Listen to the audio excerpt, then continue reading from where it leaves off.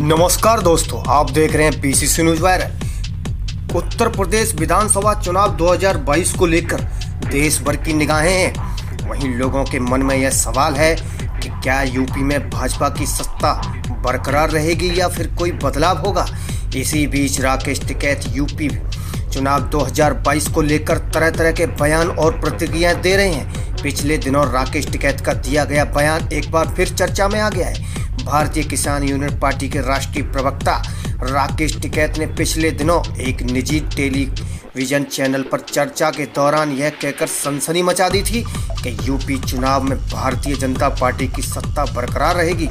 दरअसल इशारों ही इशारों में राकेश टिकैत ने सरकारी मशीनरी को निशाने पर लेते हुए ये कहा, यूपी में तो भारतीय जनता को वोट मिलेगा।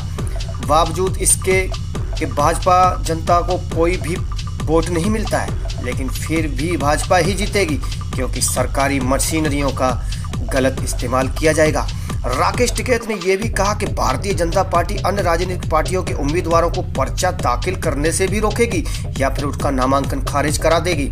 इसके अलावा राकेश टिकैत ने भाजपा को लेकर यह भी कहा कि यह पार्टी जहां पर जीती है, लोगों को पार्टियों का तोड़ने का भी काम करती है। तीनों केंद्रीय कृषि कानूनों की पूरी तरह से वापस लेने की मांग करते हुए राकेश टिकैत ने कहा कि दिल्ली यूपी का बॉर्डर खुलते ही तो किसान प्रदर्शनकारी दिल्ली भी जाएंगे। मंडियों तो सरकार ने बंद करा ही दी है, ऐसे में हम सही दाम पर संसद में ही अपनी फसलों को बेचने की कोशिश करेंगे। राकेश टिकैत ने दावा किया है कि अगर दिल्ली एनसीआर के बॉर्डर खोले जाते हैं तो सबसे पहले तो किसान ट्रैक्टर ही दिल्ली जाएंगे। राकेश टिकैत ने एक बार फिर जोकर देकर कहा कि हम कानून वापसी के साथ ही घर वापसी करेंगे, उससे पहले हम घर नहीं लौटेंगे। पेट्रोल डीजल के दाम को उठाने को लेकर सरकार पर उठाए सवाल। दिवाली पर पेट्रोल और डीजल के दामों में कटौती को लेकर केंद्र सरकार पर सवाल उठाते हुए राकेश टिकैत ने कहा कि 100 रुपये बढ़ा के 5 रुपये घटा दें।